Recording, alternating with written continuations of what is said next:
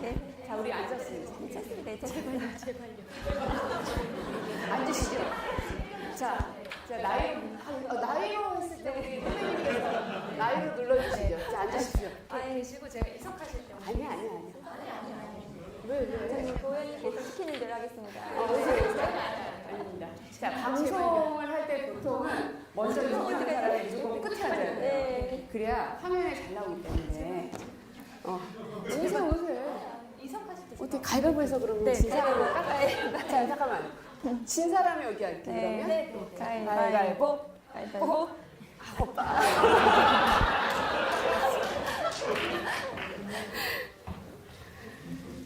야, 우리가 이렇게 웃으면서 하니까 참 좋네요. 꿈만 같은 날들이네. 네, 안녕하세요. 저는 KBS 윤선영 PD라고 합니다. 오늘 진행을 맡게 됐는데 이 쟁쟁하신 전문 진행자분들을 두 분이나 옆에 두고 제가 진행을 하게 돼서 너무 송구스럽고요. 제가 뭔가 잘못할 때 아마 중간에 가로채서 뭔가 좀 해결을 해주시지 않을까 하는 기대를 조금 해보면서 저희 오늘 북토크 시작을 좀 해보겠습니다. 그럼 지금부터 12.3 그날 그곳에 있었습니다. 북토크 시작하겠습니다. 국회의원회관에서 열리고 있는 오늘 행사에 자리해주신 독자 여러분 진심으로 환영합니다.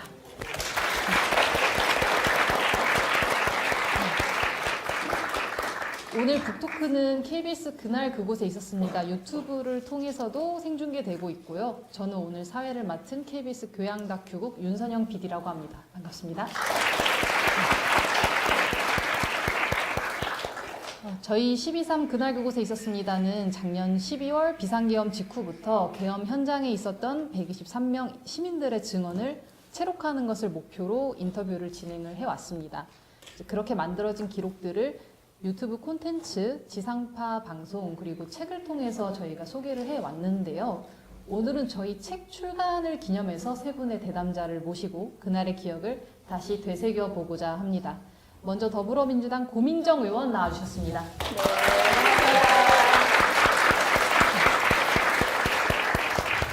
조국혁신당의 박은정 의원 자리해주셨습니다.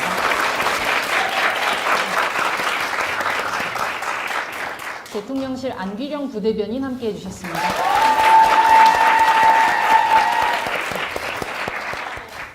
좀 간단하게 인사말부터 좀 청해 들어야 될 것 같아요. 고민정 의원님 먼저 부탁드려도 될까요? 네, 제가 고시여서 늘 1번이더라고요. 강심만 없으면. 일단 너무너무 반갑고요. 오늘 사실 지금 저희가 조금 있으면 8시부터 본회의가 시작이 됩니다. 그래서 우리 박 의원님하고 저하고는 중간에 이석을 해야 될 것 같은데, 그러니까 그 정도로 지금 현재 국회는 계속 바쁘게 돌아갔어요. 이 개엄이 1년이 됐구나를 돌이켜볼 시간과 여유도 없이. 근데 마침 오늘 이 책을 여러분들과 얘기를 나눈다고 해서 두 분에 대한 스토리를 또 읽어오지 않았겠습니까? 읽어보니까 훨씬 그날이 더 생생하게 와닿고 우리가 그냥 계엄 그날이었고 작년처럼 오늘 되니까 또 엄청 춥네 막 이런 생각도 들곤 했는데 우리 파란색 스카프를 보니까 진짜 뭔가 현장에 있는 것 같은 느낌도 확 많이 들고요. 다들 살아계심에 감사드리고 우리 다 잘 버텨주심에 감사드리는 마음입니다. 네, 반갑습니다. 네, 박은정 의원님도 한 말씀 부탁드리겠습니다. 아니요, 먼저. 그럼 네. 안녕하세요. 조국혁신당 국회의원 박은정입니다. 저는 정말 1년이 지난 게 너무 꿈만 같습니다. 그리고 이렇게 이 자리에서 또 1년을 기념하게 되어서 너무 뜻깊은 것 같습니다. 그리고 또 제가 평소에 또 좋아하는 고민정 의원님하고 안기령 부대변인 같이 이런 좋은 방송할 수 있어서 좋고요. 그리고 제가 지난 1년 전에 그날을 돌이켜보면은 지금도 꿈만 같거든요. 그런데 오늘 좋은 말씀 나눌 수 있게 되기를 바랍니다. 그런데 그날 저는 너무 인상적이었던 게 안기령 부대변인께서 그 국회 본회의장 앞에서 너무너무 용감하게 그렇게 계엄군하고 맞서셨던 그 장면, 그리고 또 고민정 의원님이 또 남편 되시는 시인분하고 이렇게 애틋하게 이 국회 앞에서 헤어지셨던 그 장면 이런 것들이 또 이렇게 좀 기억이 소환되면서 오늘 굉장히 재미있고 즐겁게 잘 방송해야 되겠다 이렇게 하고 왔는데 갑자기 오늘 국회에 분위기가 잡혀가지고 짧지만 또 재미있게 한번 방송해 보도록 하겠습니다. 감사합니다. 안기령 부대변인님도 인사 말씀 부탁드립니다. 네, 반갑습니다. 우선 이렇게 추운 날씨에, 갑자기 추워졌어요. 이렇게 추운 날씨에 와주셔서 진심으로 감사드리고요. 그리고 유튜브 라이브를 통해서 함께 해주고 계신 분들께도 진심으로 감사드린다는 말씀 드리고 싶습니다. 고민정 의원님 말씀하셨던 것처럼 제가 국회에 오랜만에 왔는데 날씨가 추우니까 집회 생각이 많이 나더라고요. 그런데 들어와서 파란색 스카프 하고 계신 분들 보니까 시간이 정말 빠르다는 생각도 들고 그때 우리 함께 광장에서 함께 소리쳤던 기억들 나서 감회가 새롭습니다. 아까 말씀드렸던 것처럼 불가피하게 오늘 본회의가 있어서 좀 앞부분은 두 분 말씀 많이 듣고 이제 먼저 보내드릴 수 있도록 하겠습니다. 오늘 서로 이야기 많이 하고 또 이따가 질문 직접 주신다고 들었거든요. 성실히 답변하도록 하겠습니다. 다시 한번 와주셔서 감사드립니다.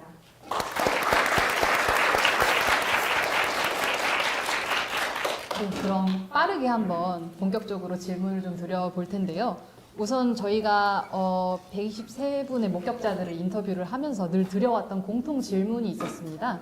작년 12월 3일은 인터뷰 있게 어떤 날이었나요? 하는 질문을 저희가 늘 드려왔었는데요. 오늘도 한번 같은 물음 던져보겠습니다. 먼저 고민정 의원님은 어떻게 답변해 주시겠어요? 죽을 뻔한 날이었죠. 나중에 그 노상원 수첩이 나왔잖아요. 거기에 대해서 더 많은 수사와 진척이 없는 것 같아서 제 입장에서 복장이 터지는데 이제 거기에 이제 제 이름이 적혀 있는 걸 보고 작년 12월 3일에는 내가 고문을 당할 수도 있다 혹은 감옥에 갇힐 수도 있다는 상상을 하면서 국회를 가진 않았습니다. 저는 그 5.18이라든지 87년 6월 항쟁이라든지 이런 거 온몸으로 겪은 세대는 아니잖아요. 제가 79년에 태어났으니까. 그래서 계엄이라는 것도 그냥 조금 손에 잡히지 않는 교과서에 나오는 단어 같은 거였고 그냥 빨리 국회로 들어가서 저거를 의결해가지고 해제시켜야 되겠다. 그냥 이 다급한 마음만 가지고 들어갔었는데 이제 제 남편이 저보다 11살이 많거든요. 그러니까 88학번인데 이분은 소설도 쓰고 시도 쓰는 작가인데 마침 또 소설을 쓸 때 고문 장면을 되게 많이 묘사했어야만 하는 책을 썼었던 거죠. 그래서 수많은 고문과 관련된 자료들을 많이 탐독한 상태에서 계엄이 터졌고 마누라가 거기를 들어가는 상황을 보면서 막 그런 게 떠올랐다고 하더라고요. 그래서 안 들어가게 하고 싶었으나 저를 끝까지 붙잡지 않았다. 그래서 나중에 이제 웃으면서 하는 얘기로는 정말 날 사랑했으면 날 붙잡았어야 되지 않냐.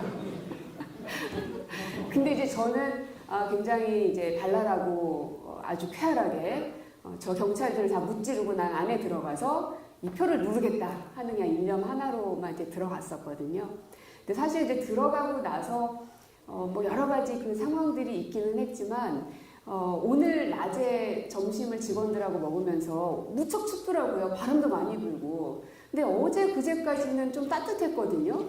그래서 이게 수능 때 원래 동장군이 오는데 올해 수능 때 별로 안 추웠잖아요. 이제는 개업날이 되면 이제 동장군이 오나 보다. 어제 그 생각이 딱 들더라고요. 그래서 오늘 너무 춥고 내일도 많이 추울 것 같은데 그래도 우리가 그 추운 날 아스팔트에서 정말 하루도 거르지 않고 저는 막 발가락 가운데 발톱이 빠지고 막 그랬거든요. 그 행진하는 것 때문에. 그 시기를 우리가 다 겪고 지금은 이렇게 따뜻한 난방시설 아래서 있을 수 있다는 거에 참 감사하고 그냥 하는 말이 아니라 저희 국회의원들은 저희의 할 일을 했던 거고요. 저희를 구해주신 건 진짜 여러분, 시민 여러분 덕분이라는 생각이 듭니다. 그래서 다시 한번 정말 감사드립니다.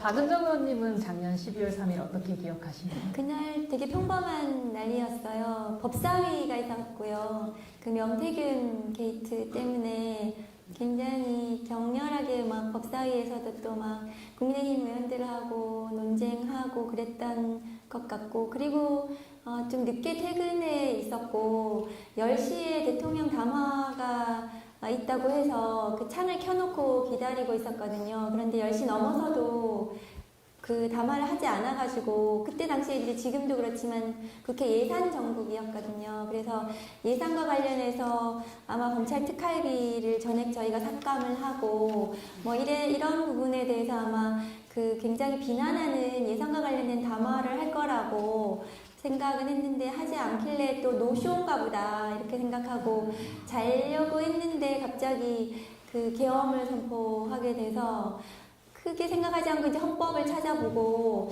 국회에 가야 되는 것 같아가지고 바로 옷 입고 이제 나왔거든요. 나왔는데 그 차가 별로 없었어요. 수행비서가 이제 온다고 했는데 그러면 좀 너무 늦을 것 같아가지고 택시를 잡았는데 그 길거리에 차가 없고 택시가 그냥 막 지나가고 그랬는데 한 30분 지나서 이제 택시를 겨우 잡아 탔거든요. 근데 그 택시 기사분이 계엄이 선포된지 모르는 분이었어요. 그래서 국회로 가자고 했더니 이제 국회에 도착했는데 11시 29분에 도착했거든요. 그때가 조시호 경찰청장이 잠깐 국회를 열어준 때였어요. 그리고 11시 37분에 완전히 차단했거든요. 그래서 그 잠깐 사이에 이제 저는 들어갈 수 있었는데 그때 택시 기사가 국회에 오는 무슨 행사하냐고 그렇게 물어보던 기억이 나고, 그래도 그때 경찰이 많았고 시민들이 전부 와 있었어요. 벌써 그 시간대에. 그래서 시민들이 그 국회의원들을 빨리 안으로 보내주라고 하고 있었고, 경찰들은 우왕좌왕하면서 신분증 보여달라고 막, 근데 그 와중에 경황이 없어서 신분증 막 찾고 하는 그 와중에 이제 시민들이 막 국회의원이니까 빨리 보내주라고 막 해서 겨우겨우 들어와서 막 뛰어갔던 본회의장으로 그랬던 기억이 납니다. 네, 답변 잘 들었습니다. 근데 제가 소문을 들어보니까 의원님들 사이에서 그 월담하신 분들은 월담파다, 그리고 월담 안 하고 그냥 운 좋게 이제 걸어서 들어가신 분들은 네. 평지파다 뭐 이런 식으로 나눠서 부르기도 그래요? 하신다고 평지파 들었어요. 처음 들어봤는데. 아, 정말요? 혹시 이 부분에 대해서 좀 평지파. 들으신 게 네. 있으세요? 저도 평지파. 저도 그 짧은 시간이었지만은 경찰의 혼선인지 뭔지 잠깐 문이 열리는 시간이 있었는데, 저는 좀 어땠냐면 대학생 때 저는 노래패였어요. 그래서 사실은 시위하는 게 별로 이렇게 낯설지는 않습니다. 그래서 경찰들하고 대치할 때는 어떻게 해야 되나, 그리고 어디로 뛰어가야 되나, 이런 거를 대강 그냥 감만 잡는 정도는 됐었는데, 딱 보니까는 경찰이 다 막고 있더라고요. 그래서 경찰하고 한판 멋지게 붙어가지고 뚫고 들어가야 되겠다. 설마 저 사람이 날 죽이게 하겠어. 뭐 대한민국 21세기에 그런 일은 생기지 않을 거라는 확신이 있었기 때문에. 그래가지고 막 갔죠. 그 문 앞으로, 정문 앞으로 갔어요. 저는 내가 왜 옆문으로 가냐, 난 정문으로 가겠다. 정문 앞에 딱 갔는데 경찰들이 쫙 있는 거예요. 그래서 비켜 막 했죠. 아무도 없고 이제 혼자서, 뭐 보좌관도 없고 급하게 왔으니까. 그래서 신분증을 보여주면서 나 들어가야 되니까 빨리 비키라고 막 소리 질렀더니, 그럼 이제 경찰들이 못 들어가게 막 막고 막 이래야 되잖아요. 저를 끌어내고. 근데 그게 아니라 경찰 중에 한 분이 저 의원님 저쪽으로 가시면 됩니다 이러는 거예요. 그래서 이건 뭐지 싶다가, 내가 왜 저쪽으로 가야 되냐, 나는 여기로 들어가겠다, 그러니까 여기를 열어라 이제 이랬어요. 의원님 그게 아니라 요 바로 옆에 사람으로 저희가 길을 만들어 놨습니다 딱 이러는 거예요. 그러니까 아까 우리 박은정 의원님 말씀하신 것처럼 그 잠깐 문이 열리는 그 시간에 경찰들도 의원들은 들어갈 수 있게끔 이제 지침이 조금 내려졌었던 거죠. 그래서 너무 뻘쭘하게 엄청 싸우려고 갔는데 그냥 옆으로 들어가라 그래서 멀쩡하게 그냥 걸어서 들어갔는데, 근데 문제는 거기에서부터 본청까지 가는 거리가 꽤 길어요. 근데 거기는 뭐 무슨 가로등이 많이 있는 곳은 아니니까.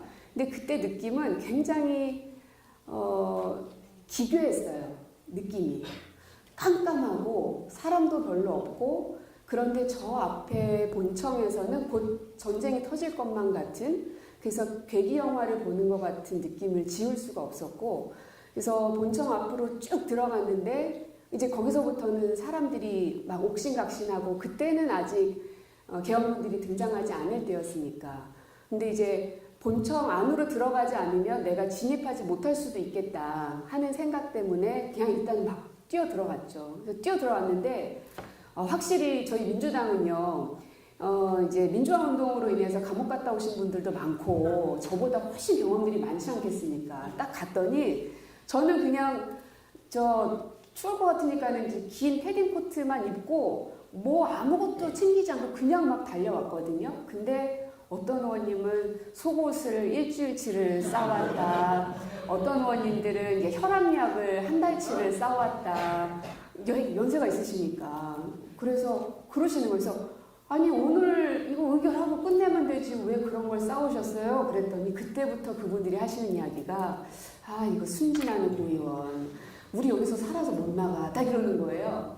처음에는 장난인 줄 알았어요. 근데 하나 둘 그렇게 얘기하시는 옛날 민주화운동 하셨던 선배들의 증언이 쏟아지기 시작하면서 그때부터 무섭더라고요. 그러면서 바깥에서는 방송을 통해서 유튜브로 실시간 라이브를 저희도 봤거든요. 그래서 막 이 사람들이 쳐들어오는 모습, 유리창이 깨지는 거 이런 걸 보면서 정말 내가 죽어서 나가든지 끌려 나가든지 아니면 여기서 전쟁이 나든지 뭐 그러겠구나 하는 그 두려움이 좀 있었습니다. 그래서 그 본회의장을 보시면 위에 그 객석이라고 해야 됩니까? 거기에서 이렇게 내려다 볼 수 있잖아요. 그러면 이제 계엄군이 들어오면 글로 들어오겠다. 거기에서 총을 쏘면 나는 어디에 숨어야 될까? 막 그 고민하곤 했었습니다. 그래서 실제 그 본회의장 안에 들어가서 의원님 한 분 한 분들이 그 정족수를 채울 때까지의 그 시간은 진짜 피말리는 시간이었었어요. 예. 뭔가 딱따구리가 한 말이 있는 것처럼. 본회의가 15분이 늦춰졌다는 희소식이 있습니다. 그러면 박은정 의원님께서는 본회의장 맨 처음 딱 입장하셨을 때 어떤 느낌이셨는지 궁금하고요. 안기령 부대변인이 그때 그 본회의장 앞에서 맞서셨던 그 말씀 먼저 하시면 길게 한번 이따 네. 들어보겠습니다. 네. 먼저 저 네. 먼저요. 그때 공정 의원님 말씀하셨다시피 그때 들어와서 의원들이 못 나갔죠. 왜냐하면은 윤석열 이 계엄을 2차, 3차로 계속해서 할 거였기 때문에, 할 거라고 생각했기 때문에 계엄 해제를 할 정족수를 항상 만들어야 됐거든요. 그러니까 여기에서 국회에 머무를 수밖에 없었어요. 국회의원들은. 계엄 해제를 해도 그 다음 날도 그 다음 날도 언제든 계엄을 할 수 있다고 생각했기 때문에 나갈 수 없었고, 그리고 의원회관 여기에서 이제 본회의장까지 지하 통로가 있거든요.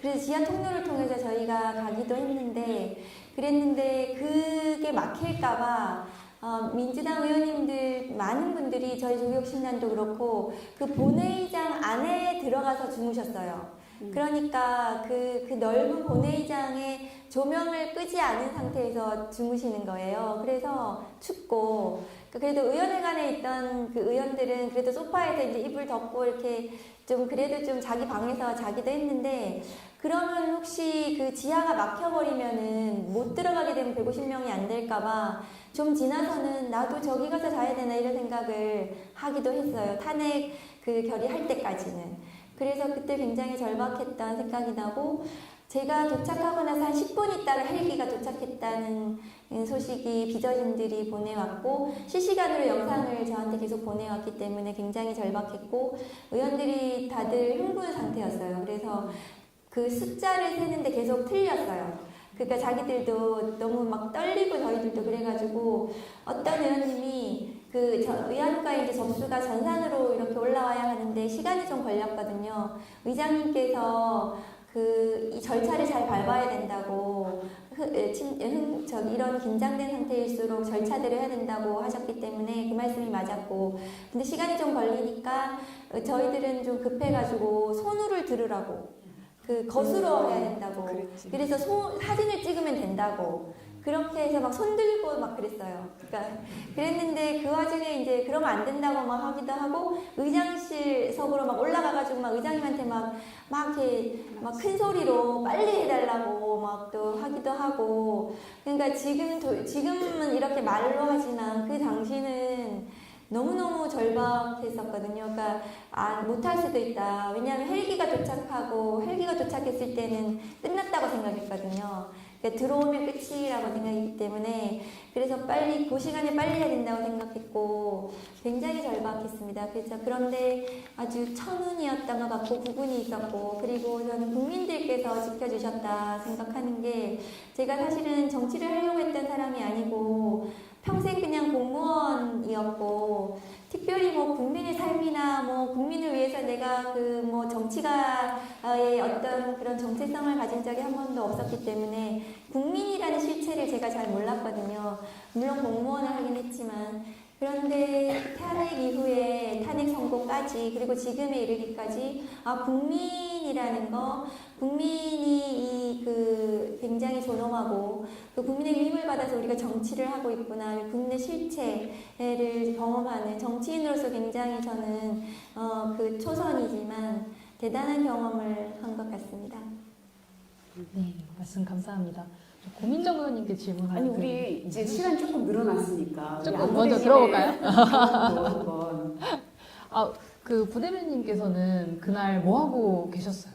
계엄 전. 이제 연말이니까 여러분께서도 뭐 송년회 잡으시잖아요. 저는 지역구에 도봉구 뭐 여러 송년 행사가 있어서 거기 다니면서 좀 인사드리고 국회 근처에서 당직자들이랑 같이 저녁을 먹기로 해서 좀 늦은 저녁을 먹던 중이었습니다. 그런데 다 당직자들이다 보니까 갑자기 윤석열이 담화를 발표한다고 해서 이거 공지가 잘못 나간 거 아닌가? 오전 10시가 아니라 왜 오후 10시지? 의아해하면서 같이 저녁 먹다가 유튜브 라이브 통해서 봤고요. 다 당과 관련된 일들을 하는 사람들이다 보니까 그냥 바로 자리를 박차고 국회로 가야겠다. 그렇게 했던 것 같습니다. 그래서 저도 택시를 타고 국회에 왔는데 저는 택시기사님께 윤석열이 비상계엄을 선포했습니다. 이렇게 말씀드렸거든요. 그러니까 택시기사님이 막 욕을 하시면서 그러니까 좀 연세가 있으셨는데 계엄을 겪으셨던 분이라고요. 그래서 나도 이제 택시 운행도 못하겠네? 라고 하시면서 막 뭐라고 하시면서 저를 내려주시면서 몸조심 하라고 하셨어요. 그래서 저는 소통관, 그러니까 대변인실이 있는 소통관과 가까운 국회 3문에 내렸는데 제가 내렸을 때도 이미 경찰들이 한 2~3겹으로 서서 막고 있었고요. 기자들도 기자증 보여주면서 들어가게 해달라고 하고 저도 이제 신분증 보여주면서 당 대변인이니까 들어가야 된다, 보내달라 이렇게 하는데 안 보내주더라고요. 막고 훔쩍도 안 하고. 그래서 사실은 계엄군과 대치하기 전에 먼저 국회 상문 앞에서 경찰과 대치를 했고요. 그때도 막 소리 지르고 이렇게 부역하면 안 된다라고 했던 것 같습니다. 그러다가 잠깐 신분증이 있는 사람들은 좀 보내줬던 것 같아요. 그래서 그때 이제 들어갔고 그때도 이제 경찰이 잠깐 틈을 벌려줬는데 그때 들어가다가 중간에 서서 이제 경찰들이 2~3겹 있었잖아요. 그래서 몸으로 이렇게 버티고 밖에 계시던 시민분들 들어오라고 제가 그렇게 했었습니다. 그러고 들어가 이 가녀린 몸으로 이렇게 거의 뒤로 누워서 이제 공간 벌린 다음에 막 들어오라고 해서 이렇게 몇 분 같이 들어갔던 것 같고요. 그리고 대변인실에 짐 놔두고 공보국 가서 당직자 분들이랑 좀 상황을 좀 공유했던 것 같고 다들 본청으로 간다는 거예요. 그래서 당직자 딱 한 분만 만일의 사태에 이제 뭐 이렇게 메시지를 보내고 해야 되니까 딱 한 분만 사무실을 지킨다고 해서 이제 불 끄고 있으라고 밖에서 이렇게 불 켜져 있으면 사람이 있다고 생각하고 무슨 일을 벌일지 모르니까 무섭더라도 불 끄고 있으라고 하고 문 잠그고 있으라고 하고 저도 본청으로 갔습니다. 근데 가니까 이미 이제 시민분들이 계엄군과 대치를 하고 있었어요. 일부 좀 들어가지 못하게 막고 있었는데 제가 아까도 막 신분증 이야기를 계속 했었는데 저는 사실 신분증이 있으니까 국회 여러 건물에 어쨌든 출입이 가능하잖아요. 그때도 본청 안에 본회의장 상황이 어떤지 이제 보려고 거기도 이제 보좌진분들, 당직자분들 출입문을 다 막고 있었거든요. 그래서 신분증 확인하고 잠깐 이렇게 들여보내주길래 들어갔다가 다시 나왔는데 우리 시민분들은 출입증도 없이 어디 숨을 곳도 없이 도망갈 곳도 없이 그냥 정말 맨몸으로 대치를 하고 있었던 거잖아요. 그래서 저는 그리고 애석하게도 국회의원 신분이 아니라서 당장 들어가서 한 표를 묻힐 수가 없는 상황이었기 때문에 내가 있을 곳은 밖이다 라고 생각해서 밖에서 이제 대원분들을 이제 시민분들과 같이 좀 막아내는데 이렇게 좀 집중을 했던 것 같습니다. 답변 감사드립니다. 그럼 이번엔 고민정 의원님께 제가 질문 드려보겠습니다. 작년 8월에 김민석 최고위원을 비롯해서 몇몇 의원들께서 계엄설을 제기를 좀 해주셨었죠. 당시에 같은 민주당 의원으로서 의원님께서는 판단이 어떠셨어요? 그 전에 그 박근혜 시절에도 계엄이라는 단어가 적힌 문건을 제가 청와대에 있었으니까 그 이제 기억이 나서 진짜일까? 이 생각이 들었고 근데도 끝까지 설마 요즘 같은 세상에 그게 가능한가? 그러니까 계엄을 하려면 대통령 혼자 할 수 있는 건 아니고 군을 장악해야 하는데 그게 가능할까? 그래서 왜냐하면 그때 당시 김민석 선배님은 어떤 근거 때문에 혹은 어떤 누구의 제보로 인해서 뭐 이러이러하다라는 이야기를 하진 않으셨었거든요. 왜냐하면 본인도 그 제보자를 얘기한다는 그 자체가 이제 생각해보면 진짜 말이 안 되는 거잖아요. 여러 가지 정황들을 봤을 때 이건 진짜 계엄이 될 수도 있겠다고 이제 판단을 하셨던 건데 근거는 얘기 안 해주시면서 계엄이 있을 수 있다는 이야기를 계속 하시니까 이제 저희 의원들끼리 모여서도 너무 많이 나간 이야기를 한 거 아니야? 하는 이야기가 반이면 반은 아니야. 옛날에 우리 그 문건에서 계엄이라는 단어를 봤잖아. 진짜로 할 수도 있어. 근데 이런 식으로까지 정말 막 헬기까지 오고 계엄군이 막 들이닥치고 이렇게까지는 사실은 상상 못했었어요. 저는 그 윤석열을 경험을 했기 때문에 대통령 된 이후에 전쟁을 일으킬 거라고 생각했어요. 왜냐하면 굉장히 본인이 전두환을 추종을 했고 전두환 모델로 국정을 운영할 그 사람이었거든요. 그래서 그렇다면 아마도 그리고 굉장히 무능했기 때문에 그 자신의 무능함을 숨기고 이렇게 그 사람들의 시선을 밖으로 돌리면서 통치를 해야 되잖아요. 독재를 해야 되고 그거는 전쟁밖에 없을 거라고 생각하고 또 북한이라는 또 상대가 있었기 때문에 끊임없이 전쟁을 유발하고 전쟁을 실제로 일으킬 거다. 언젠가는 5년 내에 그 생각은 했었거든요. 그랬는데 그러니까 그런 어떤 전시 상황 없이 그냥 계엄을 일으킬 거라는 생각은 못했어요. 왜냐하면 그래도 법률가이기 때문에 검사를 30년, 20년 이상 했고 그리고 그래도 이제 법적인 요건을 그냥 그럴싸하게 갖추고서는 할 거다. 그렇게 생각을 했지, 계엄으로 이렇게 직접적으로 아무런 요건이 될 실체적 절차적 요건도 없이 저렇게 계엄을 할 거라고 생각을 못 했는데, 지금 생각해보면은 저는 윤석열이 대통령이 되면서부터 저는 계엄을 염두에 뒀을 거라고 생각이 들어요. 그러니까 언제든 계엄을 할 생각을 했을 것이다. 왜냐하면 이게 권력을 잡았기 때문에 자신이 잡은 권력을 5년에 끝낼 사람은 아니거든요. 5년 만에 이걸 순순히 그러니까 전두환이 그랬잖아요. 그래서 그것을 내놓을 사람이 아니기 때문에 어쨌든 이것을 영속시키기 위해서는 계엄을 염두에 뒀을 것 같다. 지금은 그런 생각이 들어요. 네, 말씀 잘 들었습니다. 양부대님. 네, 여쭤보려고. 네네네. 왜냐면 지금 8시 반으로 또 늦춰졌다는. 그렇군요. 잘 됐습니다. 제가 좀 여유를 가지고 진행을 해보겠습니다. 많은 국민께서 이제 안기령 부대변인님을 계엄군의 총구 앞에 선 모습으로 많이들 기억을 해주실 것 같은데요. 그날 상황에 대해서 많이 설명해 주셨겠지만 오늘 한 번 더 설명해 주실 수 있을까요? 근데 현장에는 사실 제가 이런 질문 받을 때마다 늘 말씀드리는데 현장에는 저보다 더 용감한 분들이 많이 계셨습니다.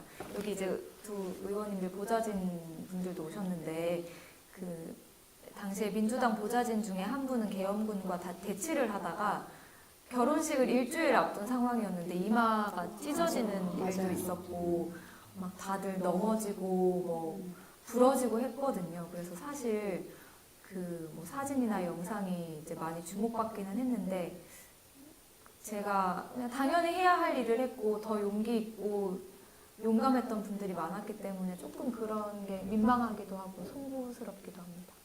아유, 지금 겸손의 말씀을 하시는데 아닙니다. 진짜 그거는 저는 본능적인 반응이었을 것 같아요. 그러니까 사실은 국회의원이 아니시기 때문에 굳이 국회로 달려오지 않아도 되잖아요. 근데 어떤 상황이 펼쳐질지를 예상을 했을 텐데도 일단 달려온 것도 그렇고 와서도 이거 무조건 막아야 되겠다 하는 생각이 머리보다 몸으로 먼저 반응을 하셨기 때문에 그렇게 일이 벌어졌던 것 같고, 그리고 그걸 알기 때문에 우리나라 사람뿐 아니라 외신에서조차도 주목을 했던 이유가 거기에 있는 거죠. 연출이 가능하지 않은 영역인 거잖아요. 그래서 그날의 한 장면, 그러니까 시민들이 그렇게 온몸으로 맞서 싸웠다 하는 게 안규령 부대변인님의 그 사진 한 장으로 10마디 말보다도 한 장으로 다 보여줬던 것 같아요. 그래서 되게 멋있기도 하고 고맙기도 하고 또 미안하기도 하고 그렇더라고요. 박수. 근데 아마 혼자였으면 못했을 것 같아요. 옆에서 정말 많은 분들이 함께 맞서서 계엄군 막아내기 위해서 함께 하고 있었기 때문에 이제 같이 좀 용기를 낼 수 있었던 것 같습니다. 그 장면은 너무 분노를 일으켰어요, 저한테. 그 윤석열의 무도한 계엄을 상징적으로 보여주는 장면이었거든요. 그런 총구 앞에서 그렇게 맨몸으로 하신 거잖아요. 그래서 그것 때문에 저는 너무너무 분노했고, 그리고 많은 국민들이 분노하셨을 거라고 생각해요. 그게 너무너무 절박한 상황이었고, 너무 위험한 상황이었잖아요. 사실 지금 이렇게 잘 지나왔으니까 하는 말이지, 누구 하나 흥분해서, 누군가 한 사람이 뭔가 이렇게 좀 총구를 했다면, 발사를 하거나 했다면 그것은 굉장히 전면적으로 돌이킬 수 없는 상황으로도 갈 수 있었던 상황이었어요. 그리고 굉장히 20대의 젊은 군인들이었고, 그리고 현장이 통제되지 않은 그런 상황이었기 때문에, 그런데 그 상황 속에서 저렇게 맨몸으로 무장 계엄군에 맞섰던 그 장면 자체가 저는 온 국민을 깨우는 그런 상징적인 장면이었다고 생각하고, 윤석열에 대한 분노가 그것을 보여주는 그런 장면이었다고 생각합니다. 근데 저는 그날 이후, 그러니까 조금 저도 이제 정상적인 머리 상태가 아니었을 거 아닙니까? 너무 상상할 수 없는 상황을 맞닥뜨렸으니까. 근데 좀 모든 것들이 이렇게 차분하게 가라앉으면서 들었던 생각은 20대, 지금 보니까 다 20대 같아요. 웃으시는 분들은 예. 그러니까 20대 남성과 여성들, 이분들이 이 대한민국을 구한 주인공이지 않나 하는 생각을 제가 혼자 해봤거든요. 왜냐하면 그 당시 이제 가장 기억에 남는 장면은 저는 결국 응원봉을 들었던 수많은 거리의 사람들이었거든요. 그리고 위플래시를 거기서 들을 줄이야. 네, 아직도 그 노래 들으면 그때가 생각나는데, 그 응원봉을 들었던 젊은 여성들, 그리고 계엄군들도 다 이제 젊은 남성들이잖아요. 만약에 그들이 그 위에서의 지시 혹은 군인이니까 해야 되는 어떤 역할을 했더라면 우리 박 의원님 얘기하신 것처럼 상상할 수 없는 일이 벌어졌을 겁니다. 근데 그 당시 이제 그 기억하시는 분들, 체험하셨던 분들 얘기를 들어보면 계엄군들이 강하게 저항하지 않더라는 겁니다. 이렇게 몸이 부딪혔을 때. 왜냐하면 그 사람들은 가장 그 훈련 잘 돼 있는 특전사, 특수부대 이런 사람들이잖아요.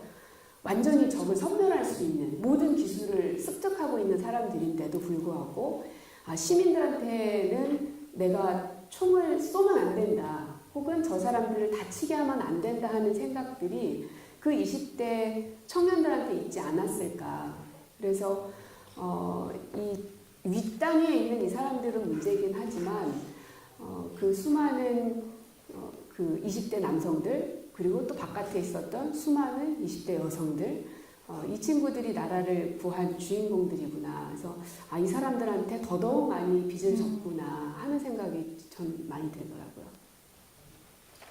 네, 지금 듣다 보니까 좀 궁금해지는 부분들이 있는데요. 세 분께서는 그날 두려움을 느끼셨나요? 만약에 그리고 두려움을 느끼셨다면 어떤 순간에 가장 두려우셨을지가 좀 궁금해졌거든요. 근데 사람인데 무서웠죠. 두렵기도 하고. 근데 아까도 말씀드렸지만 현장에 계신 많은 분들 덕분에 함께한다라는 그 생각 덕분에 용기를 낼 수 있었고, 그리고 저는 좀 개인적으로는 그 총선에서 낙선한 뒤로 그 윤석열이 계속해서 거부권을 행사했잖아요. 그래서 국회에서 제 표결을 할 때 꼭 한두 표, 두세 표가 모자랐거든요. 그때 이제 많은 분들이 아쉬워하시면서 그때 이제 안규령이 됐었으면 한 표 보탤 수 있었는데 이런 말씀들을 하시는 걸 듣고 봤어요. 그래서 그날도 안에서는 이제 한 명이 국회의원 한 분이 아쉬운 상황에서 지금 몇 명 들어왔어? 지금 몇 명이야?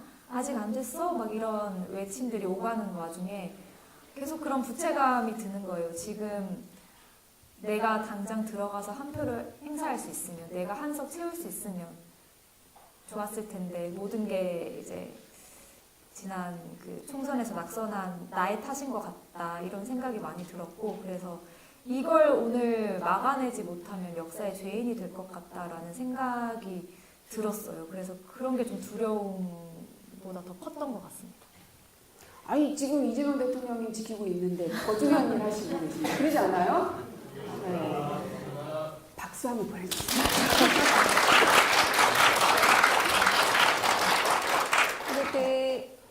도쿄에 도착하고 나서 계엄 해제하기까지 이제 시간이 너무 순식간에 지나갔어요. 그러니까 이제 꿈처럼 지나가서 두려움을 느낄 만한 그런 정신이 없었어요. 그러니까 그때 실시간으로 막 그 계엄군이 들어오는 영상을 보고 빨리 해제 표결을 해야 된다는 그런 생각밖에 없었기 때문에 막 지금이 무섭다, 뭐 죽는다 이런 생각 자체가 없었는데, 근데 많은 의원들이 그러시더라고요. 저만 그랬던 게 아니라 지나고 나서 이제 뭐 이 사람들의 범죄 사실들이 이제 하나씩 이제 나오고 노상원 수첩까지 나오고 하니까 그제서야 이제 실감이 난다고 그러시더라고요. 그때 정말 그때는 몰랐는데 이게 굉장한 이 계획 속에서 무참하게 진행이 된 거라는 게 이제 확인이 되면서 그때서야 되게 소름 끼친다. 그러시더라고요. 그래서 그 당시에는 굉장히 정말 이렇게 꿈속에서 어떤 장면이 굉장히 순식간에 지나가잖아요. 굉장히 급하게 지나가서 두렵거나든가 뭐 어떤 그런 걸 느낄 수는 없었던 것 같아요. 저는. 근데 저는 옆에서 우리 박 의원님 의정 활동 하시는 거 보면 아까도 악수를 딱 하는데 손이 너무 작은 거예요. 이렇게 꽉 잡으면 으스러질 것 같더라고요. 안규령 부대변인님은 좀 더 자주 잡아봐가지고 이제 익숙한데 너무 작으셔서 저 빵은 어디서 나오는 걸까? 아마 여러분들이 다 보시고 계시기 때문에 제가 굳이 설명 안 해도 다 아실 텐데, 그리고 이제 윤석열이라는 사람이 우리가 상상할 수 있는 그 이상의 것을 할 수 있는 사람이라는 걸 미리 다 예견하셨다고 하셨잖아요. 왜냐하면 다 겪어봤던 당사자이시기 때문에, 직접 겪어봤기 때문에. 이런 분들이 계시기 때문에 지금 국회가 이렇게 돌아가는 것 같아요. 왜냐하면 저희가 법안을 하나 만들고 통과시킬 때는 그렇게까지 하겠어? 이렇게까지 우리가 꼭 해야 돼? 이런 이야기들이 논의가 됩니다. 실제로. 그런데 이렇게 돌이켜보면 그렇게까지 하겠어 하는 대목의 윤석열은 늘 그렇게 이상하더라고요. 그래서 이 박은정 의원님 같은 사람들이 그 대목 때마다 목소리를 내고 우리를 때로는 설득시키고 때로는 끌고 가고 그거를 안 했더라면 안 했더라면 윤석열이 지금 감옥에 있을 수 있었을까? 그리고 그 일당들이 지금 저렇게 재판은 받을 수 있었을까? 뭐 이런 생각이 좀 들더라고요. 그래서 저 힘의 원천은 도대체 어디에서 나오나 하는 생각이 저는 되게 매번 볼 때마다 많이 들어요. 그렇게 말씀해 주셔서 너무 감사한데 네. 정말로 저는 그 윤석열이 탄핵 이후에 이제 보여줬던 굉장히 그 찌질한 모습들 있잖아요. 막 서류를 접수를 거부하고 그리고 막 출석하지 않고 막 속옷바람으로 막그 네. 버티고 진짜. 이러는 모든 모습들을 사실 먼저 경험을 했고 그런 사람이라는 거를 제가 5년 전에 이제 5년 됐습니다. 윤석열 감찰한 지 5년 전에 충분히 경험을 하고 그걸 국민들께 이게 이런 사람이기 때문에 이 사람을 징계해야 된다라고 그때 이제 저로서는 징계 청구를 했던 건데 그 당시에는 그게 받아들여지지 않았거든요. 근데 그 탄핵 이후에 그 모습들을 보시면서 제 속 시원한 것도 있었어요, 사실. 그러니까 그 당시에 제가 다 경험했던 걸 국민들도 이제 같이 경험하신 거잖아요. 국민들이. 그러네요. 그런 모습들, 그 탄핵 당시에 이후에 했던 그 모습들, 지금까지의 저 모습들, 막 부하들한테 책임을 떠넘기고, 막 그 법정에 나와서도 막 아무 말이나 막 하잖아요. 그런 모습들이 검찰총장 시절에 똑같이 그랬거든요. 똑같이. 그리고 그 다른 말을 하는 그런 그 하위 그 검사들, 밑에 검사들은 한 번 바른 말을 하면 절대 그다음부터는 보지 않아요. 그러니까 다시는 보지 않아요. 다시는 보고도 못 오게 하고. 그러니까 그런 모습들을 이제 대통령 돼서도 똑같이 그랬잖아요. 그래서 그런 거를 온 국민이 경험을 하실 필요는 없었는데 하시게 돼서 저는 약간 좀 속 시원한 부분도 있었어요. 저는 사실은. 아니 근데 그 여인형하고 얘기 나눈 거 보면은 무릎 꿇고 막 그러던데 저는 그게 일상화되어 있었던 검사들 무릎 사람인 잘 거예요? 꿇어요. 아 진짜요? 술 먹다가 충성한다고. 아 정말? 네, 충성을 다한다고 무릎 꿇기도 합니다. 네, 머리도 박기도 합니다. 아 진짜요? 네. 저는 그게 전광훈 거기서만 그러는 줄 알았더니 검사 그러는구나. 그러니까 그 약간 권력의 의지인데요. 네. 그러니까 정치검찰이 왜 탄생을 하게 됐는가. 그러니까 검찰권이라는 것이 너무나 무도하고 기소권, 수사권, 영장청구권, 수사종결권, 공소취소권 모든 권한을 다 가지고 있고 피라미드 조직 속에서 검찰이 하나로 그 권한을 행사하고 그 정점에 윤석열이라는 사람이 있었거든요. 그러니까 윤석열 혼자서 모든 권한을 다 행사했던 거고 그러면서 대통령 권력까지 거머쥐게 됐잖아요. 그러면서 거기에 언론이 들어붙고, 그러니까 그 보수 언론이 붙고, 그다음에 자본 권력이 거기 붙고, 그다음에 우리 사회 기득권 세력들이 거기에 붙으면서 카르텔이 돼버리고, 지금도 마찬가지잖아요. 그러니까 그 개혁이라는 것이 굉장히 힘든 거죠. 그래서 윤석열이라는 실체를 저는 온 국민이 경험을 하시게 됐다. 그 과정 속에서. 그래서 그나마 이제 탄핵시키고 이제 파면시켜가지고 이제 감옥에 보내서 참 다행인데 국면마다 저는 불가능하기도 했는데 이렇게 한 것을 정말 국민들이 도와주셔서 가능했다 그런 생각이 듭니다. 지금도 막 이렇게 한 번씩 그는 정말 이렇게 이거는 할 수 없는 일을 국민들이 해주셨다 그런 생각이 듭니다. 그래서 제가 교육이 간사거든요. 우리가 이렇게 알았잖아요. 윤석열이라는 사람이 저렇구나. 그리고 권력 가진 사람이 함부로 휘두르면 우리나라 이렇게 될 수 있구나. 이제부터는 우리가 실천을 많이 해야 됩니다.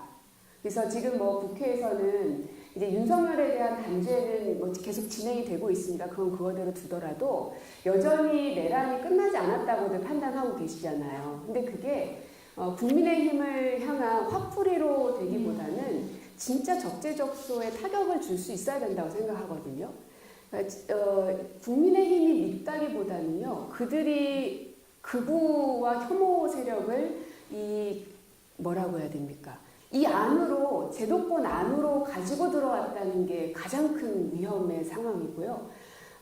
그래서 이 혐오를 어떻게 종식시킬 수 있을 건가?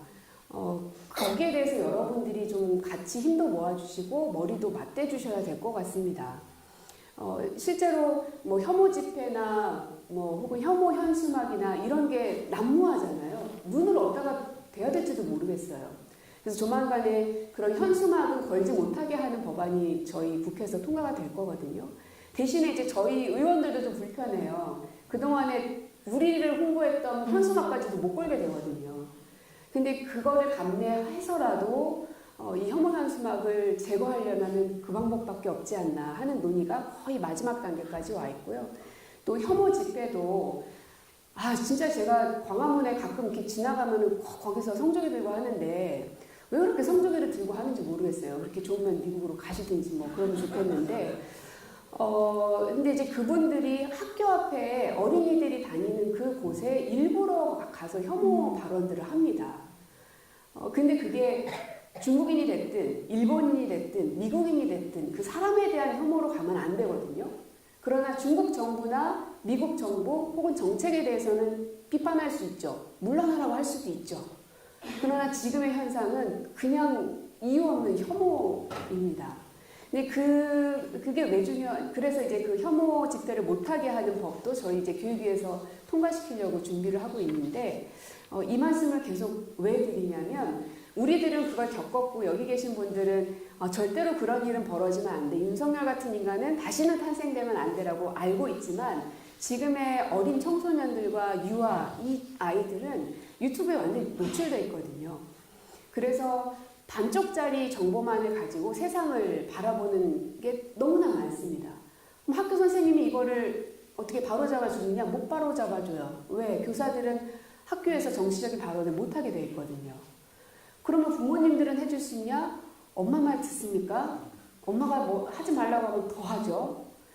그러다 보니까 학생들의 극우화가 아주 심각한 정도로까지 가고 있습니다. 그래서 지금 뭐 미국의 트럼프, 또 이탈리아, 그 다음에 일본도 그렇고요, 영국도 그렇고 지금 많은 나라들이 극우화되고 있는데 우리는 그래도 이제 우리 시민들이 많이 깨어 계셔서 그 시기를 좀 늦췄을 뿐이지 우리도 그 쓰나미가 엄청나게 몰려오고 있다. 그래서 우리의 진짜 싸움은 윤석열이 아니라 이 혐오와의 전쟁을 한판 벌여야 된다. 그런 각오로 여러분들이 끝까지 힘내주시면 정말 감사하겠습니다.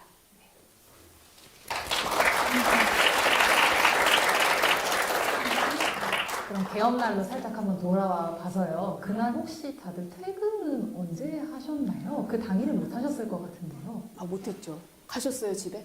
그리고 나서는 퇴근을 못했죠. 계엄 해제하고 나서도 계엄이 계속 그 2차, 3차로 할 거라고 저는 생각했어요. 그리고 실제로 지금 2차, 3차를 하려고 했다는 게 드러났잖아요. 그래서 제가 그때 본회의장에서 계속 그 2차, 3차 할 거라고 다음 날인가 법사위를 했던 것 같은데 다음 날인가 2차, 3차를 할 거라고 그래서 대비해야 된다고 제가 막 소리 높였던 기억이 나거든요.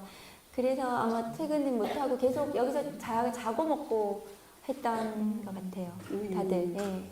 맞아요. 저도 집에 못 가고 근데 이제 옷은 갈아입어야 되니까 이제 남편한테 속옷이랑 계속 갖고 와라. 그래서 무슨 이상가족 상봉하는 것처럼 이제 건네받고 그때는 국회가 되게 삼엄했던 걸로 저는 기억을 하거든요. 그래서 본청을 비우면 안 된다 해서 조를 돌려가면서 계속 거기 있었고 무조건 국회 밖으로는 나가지를 못했어요. 불안해서 혹시 어떻게 될까봐. 네. 그 국회에서 계엄 해제 요구안이 통과가 됐는데 그 윤석열이 수용한다는 메시지를 계속 안 내고 있었습니다.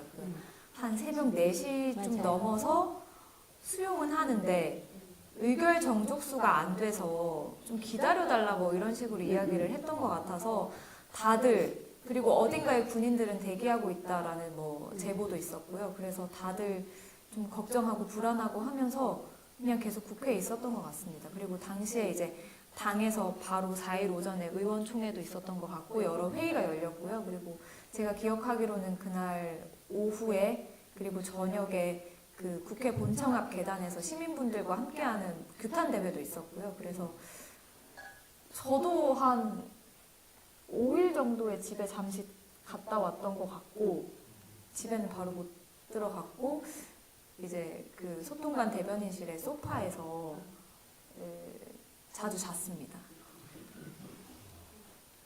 근데 뭐 제대로 밤에 주무시지도 못하신 거죠? 틈틈이 주무시고 그랬어야 돼서. 아무래도 집이 아니니까 예, 뭐 제대로 씻지도 못하고 집 나오면 고생이잖아요. 딱 그 기분입니다.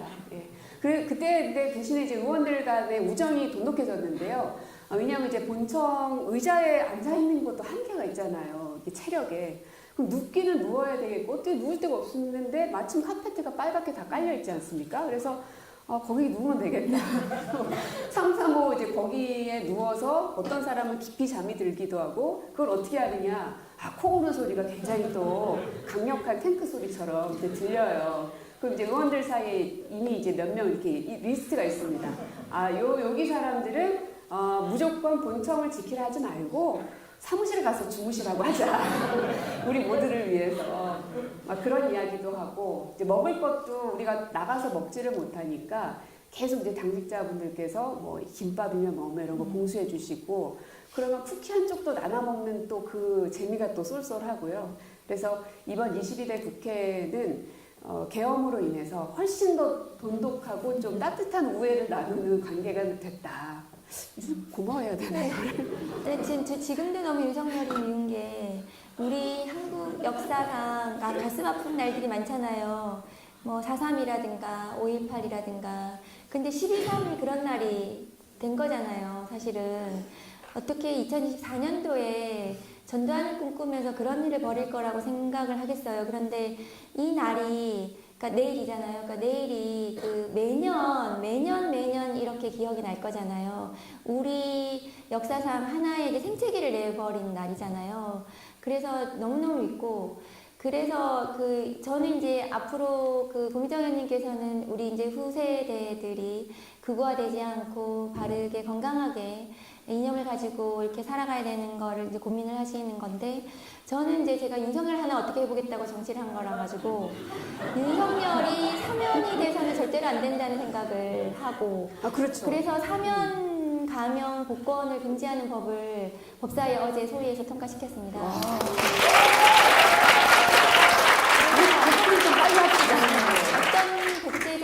어떤 독재자가 영원한 영구집권을 꿈꾸면서 불법한 계엄을 계획을 할 때에 우리가 전두환을 제대로 단죄하지 못했기 때문에 전두환을 꿈꿨던 거거든요, 윤석열이. 그래서 만일에 이번에 윤석열에 대해서 나중에 어떤 분이 대통령께서 사면을 하신 거나 이러면 몇 년 살다가 그냥 나오게 돼버리면, 그러면 다음에 어떤 독재자가 또 그걸 꿈꿀 수가 있어요. 그러니까 성공하면 영구집권하고 실패하더라도 몇 년 살면 되는 그런 역사를 만들어서는 안 되는 거거든요. 이런 불법한 계엄을 한 독재자에 대해서는 끝까지 단죄하고 절대로 사면되어서는 안 되고 죄값을 치르게 하는 그 역사를 남겨놔야지 우리 후세대들이 그것을 교훈으로 삼아서 그런 어떤 헌법에 대한 존중, 민주주의에 대한 어떤 제대로 된 인식, 이것을 가지고 살아갈 거라고 저는 생각해요. 근데 아까 국회의원분들 퇴근 못하신 이제 이야기 했는데, 사실 그때 국회에서 윤석열 탄핵안이 가결될 때까지 좀 지난한 시간이 있었잖아요. 그때 정말 많은 분들이 국회 주변에서 노숙을 하셨어요. 맞아. 그러네. 우리는 그나마 이 빨간 카페 위에서 잤지만 그분들은 거리에서 침낭 들고 오셔서 주무시고. 맞습니다. 국회 3문 쪽에는 텐트 치고 주무시는 분들이 계셨어요. 다들 추운 어떻게 될까봐. 날씨에. 네. 그리고 이렇게 국회 문을 꼭 붙들고 주무시는 분들도 계셨고요. 그래서 좀 생각하면 가슴이 아픕니다. 다신 그러지 말아야죠.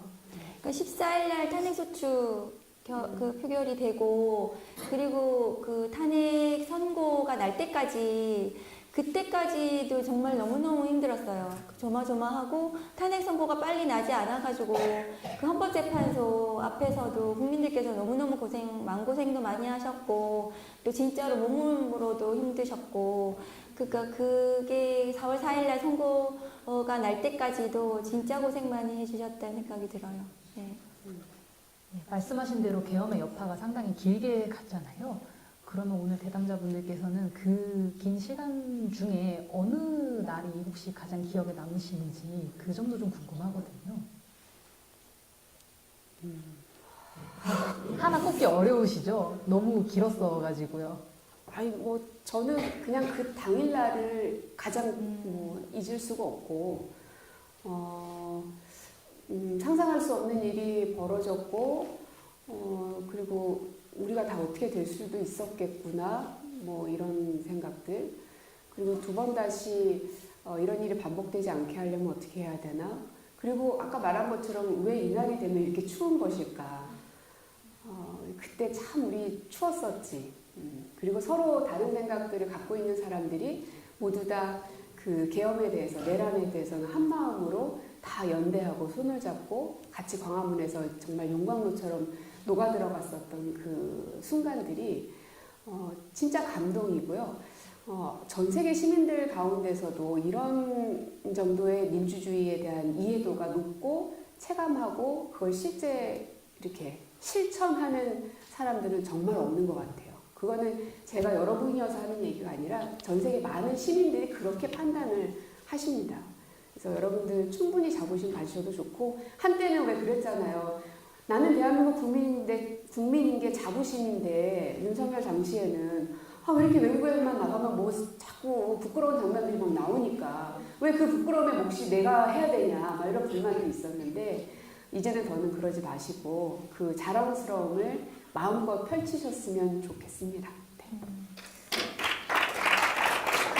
저는 어떤 순간들은 본 것으로 기억되고 향기로 기억되는 것도 있고 한데 저는 좀 돌아보면 소리였던 것 같아요.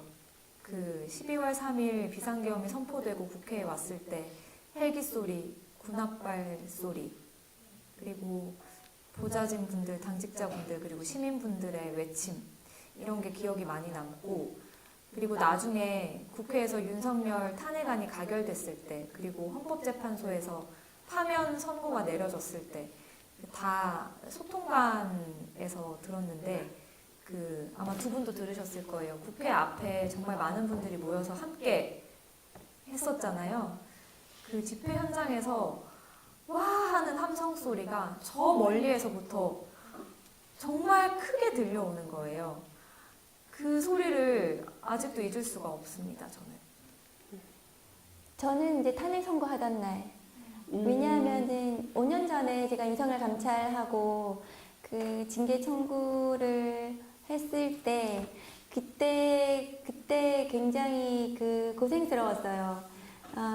지금 이제 민주당의 추미애 법사위원장님하고 그때 법무장관이셨잖아요. 하고 저하고 두 사람이 고립되어가지고 싸웠거든요. 그런데 윤석열 쪽에서는 그 모든 세력들이 다 붙어가지고 그 공격을 했었습니다. 그래서 그때 그 싸움이 굉장히 힘들었고 그 싸움을 그때 제대로 못했다, 못 맞췄다. 그게 저한테 이제 회한으로 남아 있었잖아요. 그런데 이제 우여곡절 끝에 국회의원이 돼가지고 그게 탄핵이라는 것이 이제 징계예요. 그러니까 공무원 징계, 대통령에 대한 파면이라는 게 이제 징계인데, 신분에 대한 징계인데, 그러면 저는 그때 이제 그 윤석열을 해임하려고 했었고요. 그 당시에는 해임까지밖에 안 됩니다, 검사는. 그런데 이번에 이제 파면이 됐잖아요. 그러니까 저는 제가 국회의원 돼서 이것은 저와 윤석열의 싸움이다 이런 생각을 하면서 일을 했어요. 그러니까 어쨌든 싸워가지고 나는 이번에는 이겨야 된다. 그런데 너무 많은 분들이 도와주셔서 진짜 감사하다. 내가 싸우는데 그런 생각을 하면서 일했어요. 이겼어. 네, 그랬는데 이제 4월 4일날 마침내 이제 파면이 됐잖아요. 그래서 이제 끝났구나. 근데 그 일을 그때 당시에 이제 좀 못했던 일을 좀 마무리할 수 있게 됐다. 징계를 마칩니다. 그렇게 말씀을 드렸었거든요. 4월 4일날 헌법재판소 나와서 말씀을 그 지루하던 싸움이 이제서야 끝났다. 4년 전에 못했던 그 징계를 이제는 마치고 내가 이제 그러면 이제는 일상으로 돌아갈 수 있겠다.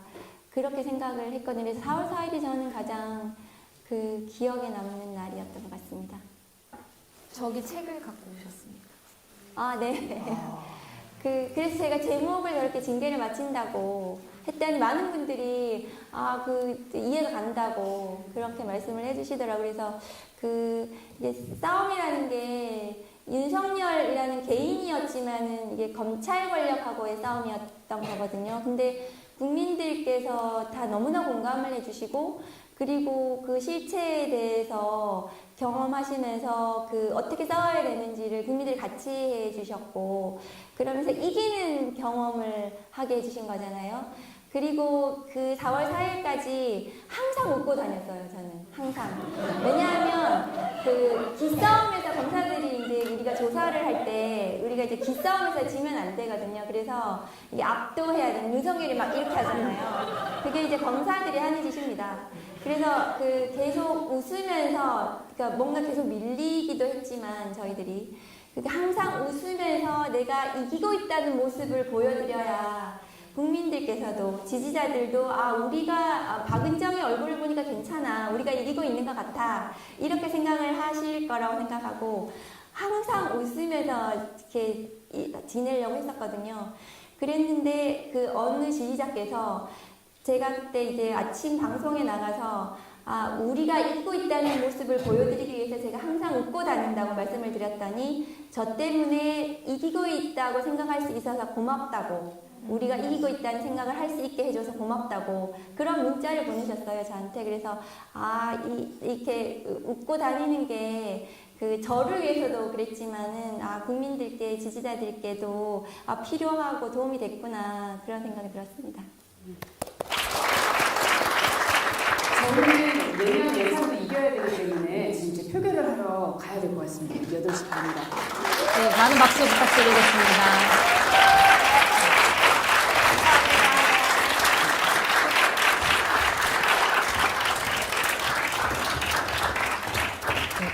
두 분께서는 본회의 일정으로 인해서 먼저 이석을 하시게 됐고요. 저희 이제 질의응답 시간 가져보려고 하는데요. 안기령 부대변인에게 질문 있으신 분들 질문 주시면은 저희가 답변을 해드리도록 하겠습니다. 네, 저희 마이크 앞줄에 하나 부탁드리겠습니다.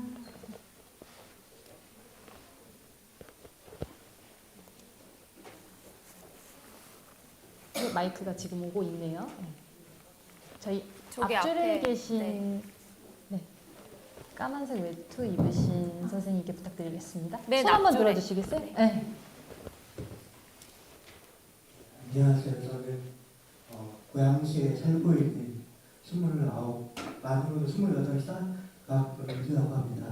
제가 대변인님께 질문 드리고 싶은 거는, 그때 당시에 KBS에서 인터뷰하신 분도 얘기하셨지만 경찰분들이 하신 게 위에서 지시하고서 어쩔 수가 없다는 식으로 그것에 대응을 하신 분들이 많았고, 국민분도 위에서 지시해서 어쩔 수 없었다 그렇게 증언하신 분들도 있는 걸 알고 있는데, 그때 제가 알기로는 미국이나 다른 유럽 같은 경우에는 이제 군대에서 이제 명령을 낼 때 앞에 붙는 조건이 로우풀 오더라고 해서 이게 적법한 명령이냐고 받을 수 있게 문구가 들어간다는 말을 들어본 적이 있는데, 그렇다고 하면 이제 만약에 위에서, 근데 지금 당장은 이제 공무원들이 위에서 지시를 내려온다 하면은 그거에 대해서 불법한 지시라고 하더라도 자기한테 어떤 불이익이 있을까봐 제대로 대항을 하지 못하는 상황이잖아요.